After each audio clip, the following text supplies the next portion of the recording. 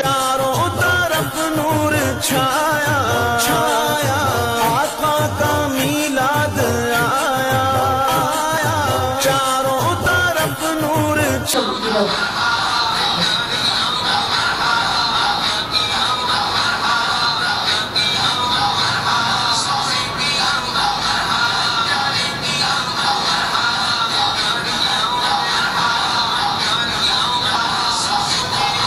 MK media group के सब खां तेज़ तरीन चैनल कल्याण न्यूज़ टीवी जी हेड ऑफिस हैदराबाद में 12 रबीउल अव्वल जश्न ईद मिलादुल नबी सल्लल्लाहु अलैहि वसल्लम के हवाले से एक प्रोग्राम मुनक़द किया वियो, जैमें बिनी जहाननि के सरदार दुनिया की अज़ीम हस्ती हज़रत मोहम्मद मुस्तफ़ा सल्लल्लाहु अलैहि वसल्लम की आमद की खुशी में केक काटियो वियो, जैमें PP अगवान इशरत हसन, समाजी अगवान सबीन जावेद, कल्याण न्यूज़ टीवी के director news Ghulam Mustafa Solanki, newscaster Hameeda Anjum, video editor Ali Niaz Panwar, Sufi Daud Suleman ऐं ॿियनि केक कटण की रस्म में शिरकत कई।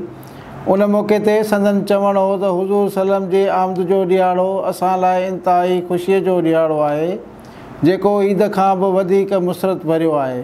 असां समूरनि मुसलमाननि खे हुज़ूर पाक जे ॾसियल राह ते हलण ई राह निजात आहे। हुज़ूर सल्लम जी तइलीमात ते न सिर्फ़ मुसलमाननि खे अमल करणु घुरिजे, पर पूरी इंसान ज़ात लाइ राह मशल आहे। प्रोग्राम में दुरूद शरीफ़ पढ़ण सां गॾु नात ख़्वानी बि कई वई। ज़हे मुक़द्दर हुज़ूर हक़ से सलाम आया, पयाम आया, झुकाओ नजरें बिछाओ पलके, अदब का आला मुकाम आया। ज़हे मुक़द्दर ये कौन सर से कफन लपेटे, चला ही उल्फत के रास्ते पर, फरिश्ते हैरत से तक रहे हैं, ये कौन जी है तेरा माया।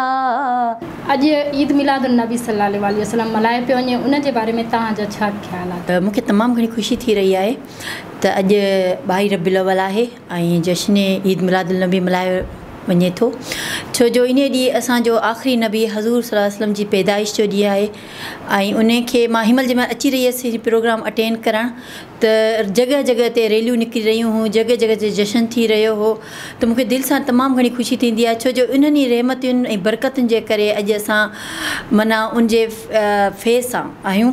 ऐं मां चवंदसि त ॾिसो तव्हां हिकु ॾींहुं न बल्कि हमेशह जेको हज़ूर सल्लल्लाहु अलैहि वसल्लम असांखे शयूं चयो विया उन ते अमल बि कयो। आज ये जश्न ईद मिलादुल नबी मनाया जा रहा है, इस दिन को आप कैसे देखती हैं? सबसे पहले तो मैं ये कहना चाहूँगी कि महबूब की महफिल को महबूब सजाते हैं, आते वही हैं जिनको सरकार मुस्तफ़ा बुलाते हैं। तो हम सब इस बार हज़रत मोहम्मद मुस्तफ़ा सल्लल्लाहु अलैहि वसल्लम के मेहमान हैं और ये दिन 12 रबीउल अव्वल मुसलमानों के लिए एक बहुत ही ख़ास ईद के दिन की तरह जो है वो अहमियत का हामिल है।